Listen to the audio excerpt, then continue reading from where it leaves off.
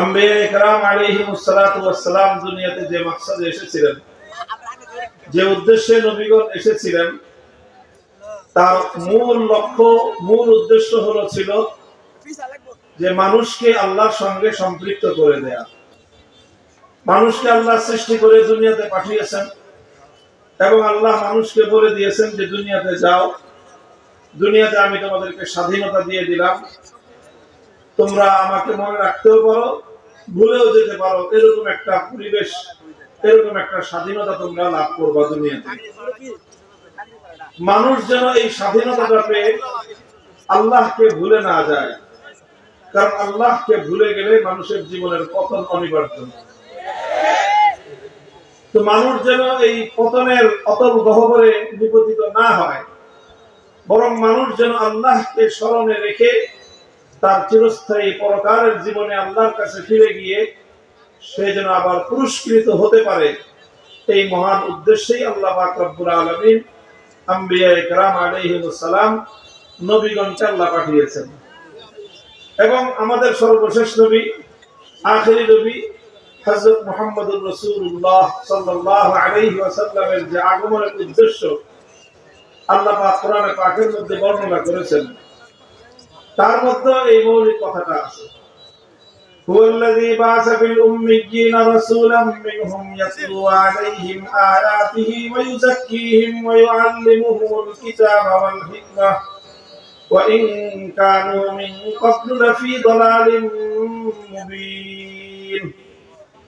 আল্লাহ পাক রব্বুল আলামিন কোরআনে পাকের দুই জায়গায়, সূরাতুল জুমার মধ্যে এবং সূরাতুল বাকারার মধ্যে, না সূরা আলে ইমরানের মধ্যে আল্লাহ পাক রব্বুল আলামিন কাছাকাছি একই শব্দে নবীর আগমনের উদ্দেশ্য বর্ণনা করেছেন এবং নবীর কাজ কি হবে, নবীওয়ালা কাজ, সেই নবীওয়ালা চারটা কাজের কথা আল্লাহ উল্লেখ করেছেন, একটার পরে একটা, একটার পরে একটা। কয়টা কাজ? এই সবগুলি কাজই হলো আল্লাহর কোরআনকে কেন্দ্র করে। সেন্টার পয়েন্ট হলো পবিত্র কোরআন। সেন্টার পয়েন্ট কি? পবিত্র কোরআন। আগের দিনে গ্রাম দেশে গরু দিয়ে ধান মলাই করতো না? দেখছেন আপনারা?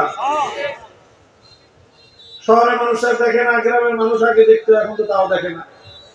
আমাদের গ্রামের, আমার নানার বাড়ি গ্রামে ছিল, আমরা আগে দেখেছি মাঝখানে একটা খুঁটি থাকে, ওই খুঁটির সাথে গরুর রশি বাঁধা থাকে, একটার গরুর সাথে আরেকটা, আরেকটার সাথে আরেকটা, তিনটা, চারটা, পাঁচটা গরু এইভাবে বাঁধা হয়। এরপরে এই গরুগুলো ঘুরতে থাকে আর গরুর পায়ের নিচে ধান মলাই হতে থাকে।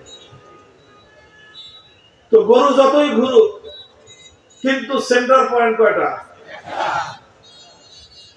ঠিক এরকম ভাবে রাসূল আকরাম সাল্লাল্লাহু আলাইহি ওয়াসাল্লামকে আল্লাহ পাক চারটা কাজ দিয়ে দুনিয়াতে পাঠিয়েছেন। কয় কাজ?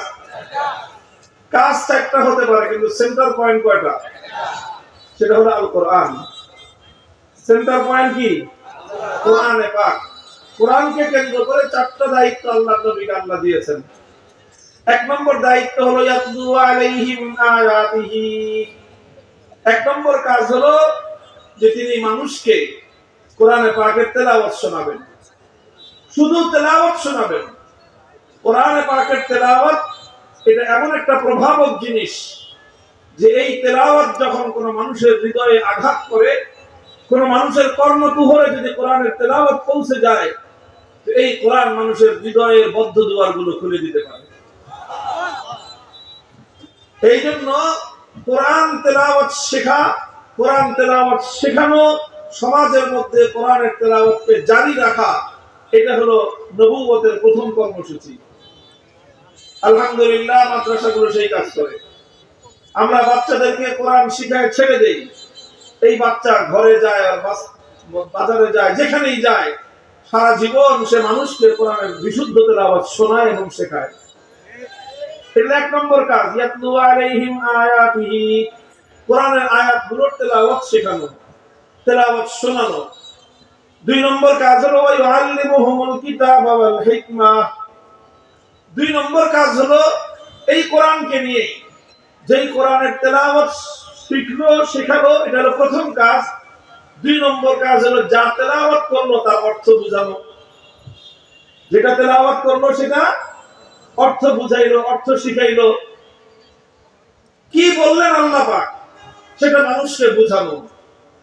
এটা শিখানোর জন্য, এটা বোঝানোর জন্য পবিত্র কোরআনে পাক বুঝতে হয়, কোরআনের জ্ঞান অর্জন করতে হয়, কোরআনের তাফসীর শিখতে হয়, কোরআনের ইলম শিখতে হয়।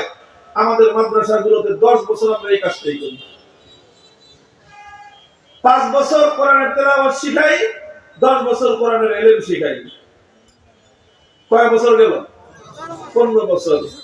3 নম্বর কাজ হলো ওয়াইআল্লিমুহুমুল কিতাবা ওয়াল হিকমা, তালিম হিকমত, হিকমত শিখায়। নবীদের কাজ হলো, নবীরা কি করেন? হিকমত শেখান। কোরআনের তেলাওয়াত করেন, কোরআনের তালিম দেন, আর 3 নম্বর হলো কোরআনের হিকমত শেখান। কোরআনের হিকমতটা কি জিনিস? তাফসীরে মাআরিফুল কোরআন খুলে দেখবেন, মুফতি শফি রাহমাতুল্লাহি আলাইহি হিকমতের অর্থ এখানে বলেছেন যে নবীরা শুধুমাত্র তেলাওয়াত করে আর অর্থ তাফসীর করে শোনায় দিয়ে দায়িত্ব শেষ করেন না, যে এই আয়াতের এই মর্ম শিখায় দিলাম, শোনায় দিলাম, এবার বাড়িতে গিয়ে তুমি আমল করো। এইভাবে কোন নবী, শুধুমাত্র আমাদের নবী শুধু কোরআনকে তেলাওয়াত করে আর কোরআনের তালিম দিয়ে, থিওরিটিক্যাল শিক্ষা দিয়ে কোন ছাত্রকে তিনি বিদায় করতেন না। বরং নবীর 3 নম্বর কাজ ছিল কোরআনকে তিনি যেভাবে শিখিয়েছেন সেভাবে আমল করে দেখায় দিতেন যে এইভাবে আমল করতে হয়। প্র্যাকটিক্যাল শিক্ষা যেটাকে আমরা বলি, এটা স্কুল কলেজের ছাত্ররা ভালো বুঝবে। বিশেষ করে যারা নাকি সায়েন্স ব্যাকগ্রাউন্ডের ছাত্র যারা আছে তারা খুব ভালো করে বুঝবে। সায়েন্সের যে সাবজেক্টগুলো আছে, বৈজ্ঞানিক যে সকল সূত্রগুলো নিয়ে পড়াশোনা করা হয়, এগুলো শুধুমাত্র থিওরিটিক্যাল করলে একজন শিক্ষার্থী কখনোই ভালো সায়েন্সের ছাত্র হতে পারবে না। একজন ডাক্তার শুধুমাত্র বই পড়ে ডাক্তার হতে পারে না। মেডিকেল কলেজগুলোতে শিক্ষার্থীদেরকে যেমন কিছু বই পুস্তক পড়ানো হয়, পাশাপাশি তাদের জন্য প্র্যাকটিক্যাল রুম থাকে।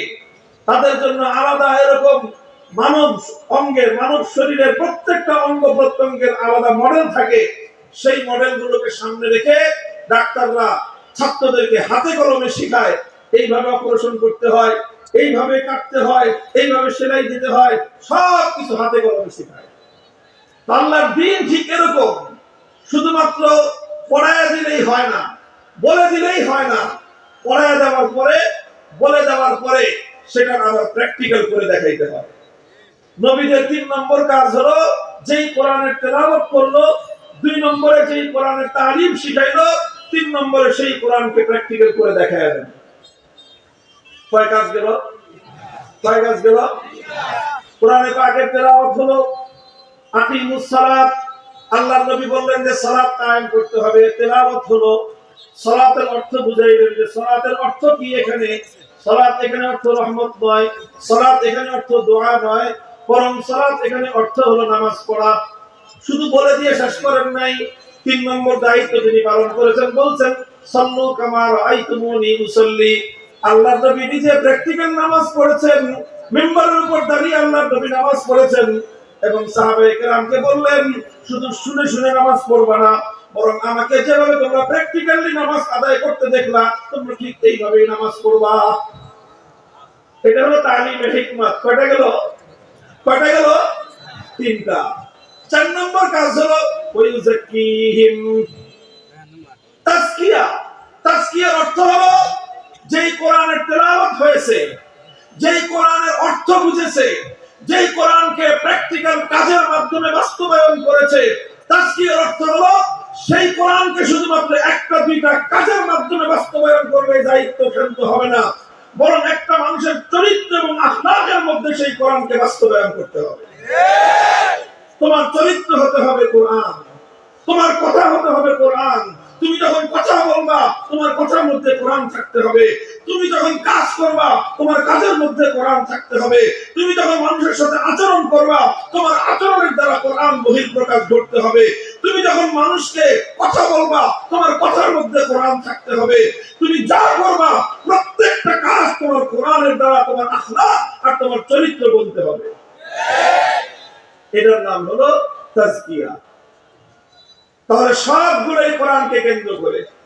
কোরআনের তেলাওয়াত কোরআনের তালিম, কোরআনকে বাস্তবায়ন করা, আর সর্বশেষ হলো শুধুমাত্র বাস্তবায়ন নয়, বরং কোরআনে পাককে আখলাকে পরিণত করা, কোরআনকে চরিত্রে পরিণত করা, অভ্যাসে পরিণত করা।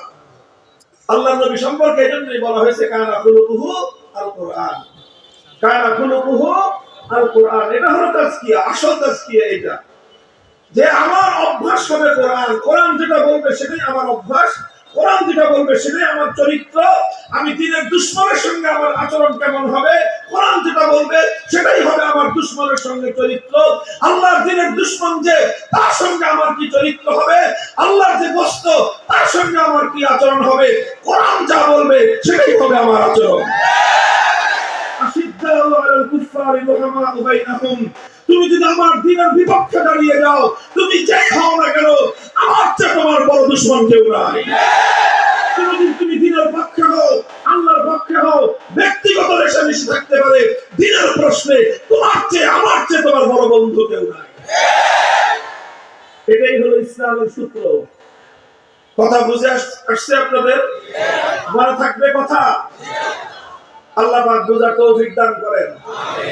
এই মাদ্রাসাটা যেভাবে তারা কথা বললেন যে তারা তাজকিয়ার কাজও করেন, তাজকিয়ার কাজের অর্থ শুধুমাত্র একটা আক্ষরিক অর্থে খানকা বানানো নয়। তাজকিয়ার অর্থ হলো যে প্রতিটা ছাত্রকে, প্রতিজন শিক্ষার্থীকে এবং প্রতিজন মুসলিমকে, অন্তত যারা আপনাদের কাছে আসবে তাদের চরিত্র যেন কোরআন অনুযায়ী গঠিত হয় সেই চেষ্টা করা। মুহতারাম হাজিরিন, এই কোরআনী চরিত্র বাস্তবায়ন করতে গিয়ে, এই কোরআনের এক একটা বিধানকে আল্লাহর জমিনে বাস্তবায়ন করতে গিয়ে অনেক বন্ধুদেরকে শত্রুতে পরিণত করতে হয়। আমরা তখন দুইবার ভাববো না যে অমুকের তো আমার সাথে তার খাতির ছিল, অমুকের সঙ্গে তো আমার আত্মীয়তার সম্পর্ক ছিল, অমুকে তো আমার বন্ধু ছিল, অমুকের সাথে তো আমার ব্যবসা বাণিজ্যের সম্পর্ক আছে, অমুকের সাথে তো আমার অর্থনৈতিক স্বার্থ জড়িত আছে। আল্লাহর কসম খেয়ে বলি, তুমি যখন আল্লাহর জন্য, আল্লাহর দ্বীনের জন্য দুনিয়ার সমস্ত সম্পর্ক ছিন্ন করতে পারবা, তখনই তুমি ঈমানদার। এই জন্য দেখবেন আমাদের কথা কিন্তু পরিষ্কার, সবার সাথেই পরিষ্কার। আমরা কারো চেহারা দেখে সম্পর্ক করি না, কারো চেহারা দেখে সম্পর্ক ভাঙিও না। তোমরা যারা কোরআনের বিপক্ষে দাঁড়াবা, তোমরা আমাদের জানের দুশমন। হতে পারো তুমি আমার এক মায়ের পেটের ভাই, হতে পারো তুমি আমার খালাতো ভাই, মামাতো ভাই। পরিষ্কার কথা। এই আওয়ামী লীগের লোকেরা শুনে রাখেন, আপনাদের সঙ্গে আমাদের আর কোনো বিরোধ নাই। বিরোধ একটাই, সেটা হলো আপনাদের নেতারা, নেত্রীরা, আলেমরা আমাদেরকে নির্বিঘ্নে আল্লাহর কোরআনের কথা বলতে দিল না। আল্লাহর কোরআনের কথা আমাদের কাছ থেকে তারা শুনতে বরদাস্ত করতো না। আমাদেরকে মারো, আমাদেরকে আঘাত করো, আমরা তেমন কিছু বলবো না, কিন্তু যখন আল্লাহর কোরআনের কথা বলতে বাধা দিবা, তোমাদের সঙ্গে যুদ্ধ হবে।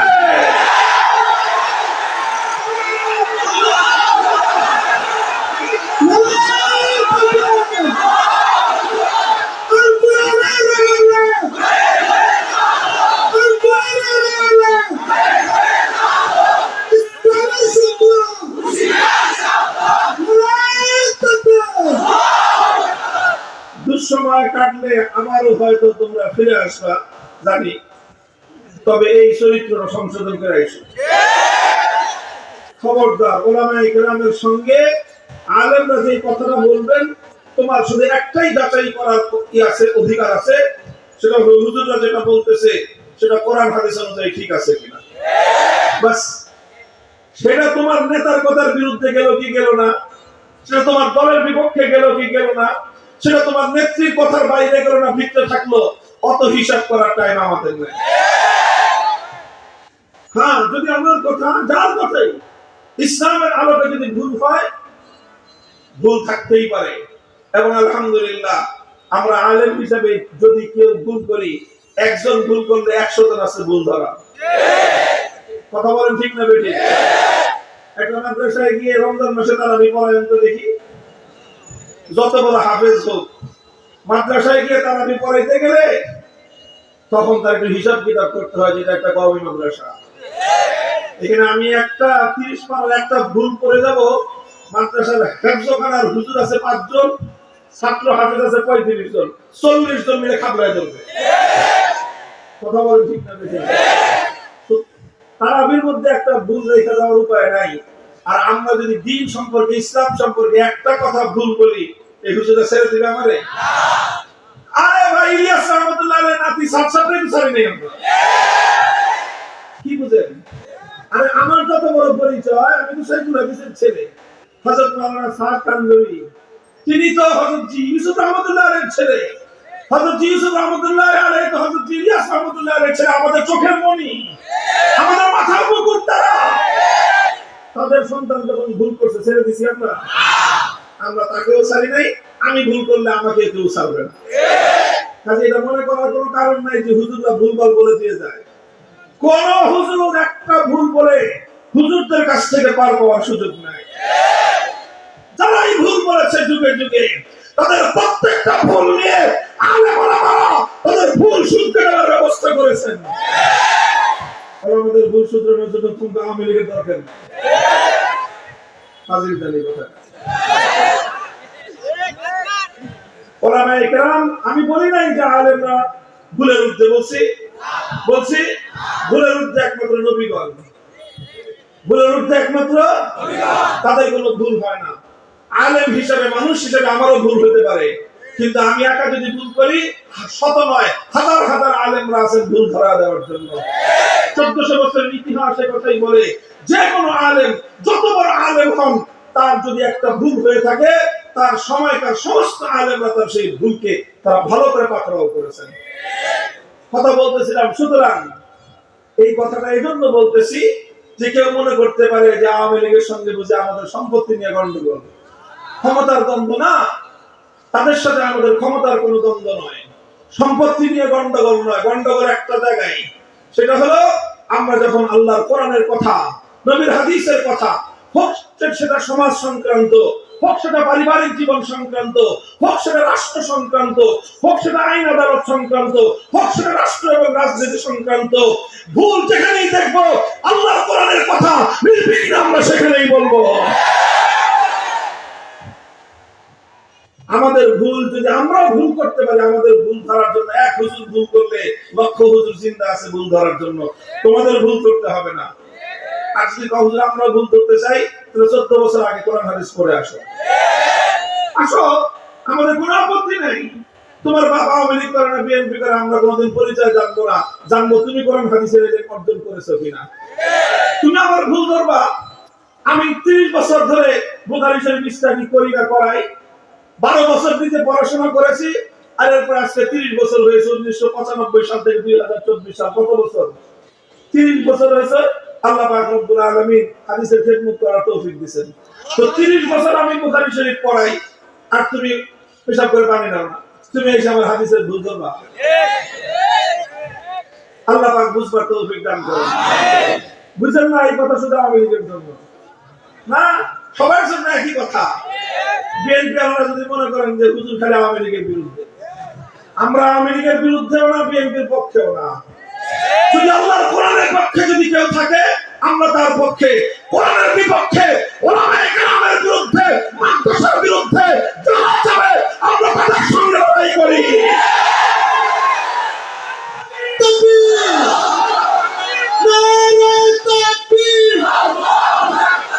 ইসলামের শত্রুরা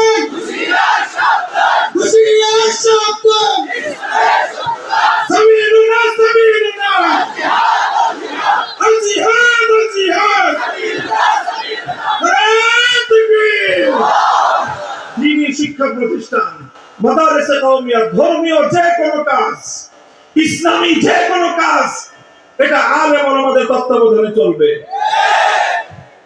আমি বলে তাবলীগ করি না, এই জন্য তাবলীগে আমার কথা চলবে না। এটাই হলো জাহেলিয়াতের কথা, মূর্খতার কথা। তুমি বলো তাবলীগ ইসলামের কাজ কিনা। যদি তাবলীগ ইসলামের কাজ হয়, তাহলে এটা আলেম ওলামারাই কথা বলবে এখানে। কাজেই ঠিক এরকম মাদ্রাসা ইসলামের কাজ কিনা বলেন। এখানে মাতব্বরি, এখানে নেতৃত্ব ওলামায়ে কেরামের চলবে। বলবেন হুজুর নেতারা কি করবে? নেতারা সবচেয়ে বেশি সর্বাধিক যেটা করতে পারে সহযোগিতা করবে। যে কোনো সহযোগিতা করতে পারেন, আসেন উদার ভাবে, টাকা পয়সা দিতে চান মাদ্রাসা আসবেন, টাকা দিবেন, রসিদ কাটবেন, চলে যাবেন ভালো মতো ভদ্র মানুষের মতো। হ্যাঁ, আপনাকে যদি কমিটিতে রাখে ভদ্র মানুষের মতো কমিটিতে আসবেন, হুজুরদের সামনে হাঁটু নামায় বসবেন, আলেম ওলামাদের সামনে হাঁটুতে নামায় বসবেন। মাহফিলে দাওয়াত দিছে, আসবেন, আদবের সাথে মাটিতে বসবেন, চেয়ারে বসার জন্য লাফালাফি করবেন না। সব রাজনৈতিক নেতাদের জন্য এই কথা বলে আমাদের পরিষ্কার। আসবেন, ওলামায়ে কেরাম যদি রাজনৈতিক নেতা হিসেবে আপনাকে দাওয়াত দিয়ে আসবেন, আদবের সাথে বসবেন, নিচে বসার চেষ্টা করবেন। হুজুরা যদি হাতে ধরে মঞ্চে আনে, মঞ্চে উঠবেন, মঞ্চে উঠার পরে যদি একটা চেয়ার দেয় আলহামদুলিল্লাহ বলে চেয়ারে বসবেন। যতক্ষণ বসতে দেয় ততক্ষণ বসবেন। মাইকে কথা বলার জন্য তাড়াহুড়া করবেন না, মাইকে কথা বলার জন্য উসপিস করবেন না। যে 2 মিনিট সময় দেয়, 2 মিনিট হুজুরের এবং আল্লাহর দ্বীনে আল্লাহর শুকরিয়া আদায় করে ভদ্র মানুষের মধ্যে চলে যাবে। এগুলো ওলামায়ে কেরামকেও বলতেছি, এগুলো শুধু জনগণকে না, আলেমদেরকেও বলতেছি। ঠিক এইভাবে ইসলামের প্রত্যেকটা অঙ্গনকে ওলামায়ে কেরামের নেতৃত্বে পরিচালনা করতে হবে। আলেম ওলামাদের কাজের মধ্যে অন্যরা অংশগ্রহণ করবে সহযোগী ভূমিকায়। আমরা মেডিকেল কলেজে গিয়ে কোন হুজুর কোনদিন বলছে যে মেডিকেল কলেজ এইভাবে চলবে? কোন ইঞ্জিনিয়ারিং ইউনিভার্সিটিতে গিয়ে কোন আলেম কোনদিন বলছে যে ইঞ্জিনিয়াররা পারবে না, আমরা ইঞ্জিনিয়ারিং কলেজ চালাই? আরে ভাই, স্কুলেই তো আমরা গিয়ে বলি না যে স্কুল তোমরা আমরা চালাবো, তো মাদ্রাসা তোমরা কেন এইভাবে কথা বলতে আসো? এই জন্য ধর্মীয় কাজ, দ্বীনি কাজ, সেটা দাওয়াত এবং তাবলীগের কাজ হোক, সেটা তালিমের কাজ হোক, সেটা মাদ্রাসার কাজ হোক, সেটা মসজিদের কাজ হোক, এই প্রত্যেকটা কাজে সম্পূর্ণরূপে নিরঙ্কুশ নেতৃত্ব হক্কানি আলেমদের হাতে থাকতে হবে। যারা আলেমদের পক্ষে থাকবে, সহযোগিতা করবে, সহযোগীর ভূমিকায় থাকবে, আল্লাহর কাছ থেকে তারা বিনিময় পাবে। আর যারা এখানে এসে আলেমদের সাথে কোন ধরনের অসৌজন্যমূলক আচরণ করবে, তারা মাদ্রাসায় এসে সওয়াব কামাতে পারবে না, তারা মাদ্রাসায় এসে বেয়াদবি করে বেয়াদবির গুনাহ নিয়ে ঘরে ফিরবে।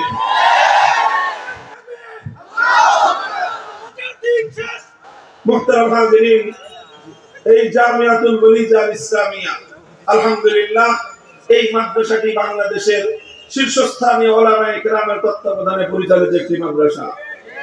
এই মাদ্রাসার ব্যাপারে যদি কারো কোনো অভিযোগ থাকে, আপনার আমাদের মুরব্বীরা রয়েছেন, তাদের কাছে যে কোনো অভিযোগ আপনারা করতে পারেন। আমাদের বোর্ড আছে, রিফাতুল মাদারিসিল আরাবিয়া, আমাদের রাষ্ট্র স্বীকৃত বোর্ড আছে আল হাইয়াতুল উলিয়া, সেখানে বাংলাদেশের সকল শীর্ষ আলেমদের তত্ত্বাবধানে সেটা পরিচালিত হয়। মাদ্রাসাগুলোর যে কোনো চুলচেরা ভুল ত্রুটি তাদের কাছে জবাবদিহিতা করতে মাদ্রাসাওয়ালারা বাধ্য। কাজেই আমরা চাই যে মাদ্রাসাগুলোকে আপনারা সকলে সহযোগিতা করে সুন্দরভাবে পরিচালিত করবেন। কথা বলেন ঠিক না বেঠিক? মাদ্রাসা হক্কানি ওলামায়ে কেরামের নেতৃত্বে চলবে। মাদ্রাসা কর্তৃপক্ষ যদি কোনো ভুল করে, তাহলে তাদের সেই ভুলগুলো শুধরে দেওয়ার জন্য মুরব্বীরা আছেন। কথা বলেন ঠিক না বেঠিক? ইনশাআল্লাহ এইভাবে 4 কাজ পয়গম্বর আলাইহিস সালাম করতেন। নবীদের উত্তরাধিকার হিসেবে আলেমরা এই 4 কাজ করবে। সাধারণ মানুষ আলেমদের কাছ থেকে সার্ভিসগুলো নেবেন, তাদের সহযোগিতা করবেন। রাজি আছেন তো ইনশাআল্লাহ? এভাবে যদি আমরা চলতে পারি, ইনশাআল্লাহ সেদিন বেশি দূরে নয়, আমার দেশটা পরিপূর্ণ ইসলামের দেশে পরিণত হবে। এই জন্য আমরা বলি আগামী বাংলাদেশ হবে ইসলামের বাংলাদেশ। কথা বলেন ঠিক না বেঠিক? আগামী বাংলাদেশ ইসলামের বাংলাদেশ। ইনশাআল্লাহ আলামত দেখা যেতেছে। সূর্য ওঠার আগে যেরকম প্রতিদিন সুবহে সাদেক উদিত হয়, সুবহে সাদেক উঠলে দুনিয়ার মানুষকে বলতে হয় না যে একটু পরে সূর্য উঠবে। দুনিয়ার প্রত্যেকটা মানুষ বুঝে নেয় যে সুবহে সাদেকের ঘন্টা সোয়া ঘন্টা পরেই সূর্যের উদয় ঘটবে, সারা পৃথিবী আলোকিত হয়ে যায় সূর্য ওঠার আগেই। বাংলার মাটি ইসলামী বিপ্লবের জন্য এখন উর্বর। যদি কেউ দেখতে না পারেন চশমা লাগান, আপনি চশমা লাগান বা না লাগান, আপনারা দেখতে পারেন বা না পারেন, ইনশাআল্লাহ এদেশের মাটিতে ইসলামের বিপ্লব রুখে দেওয়ার সাধ্য কারো হবে না।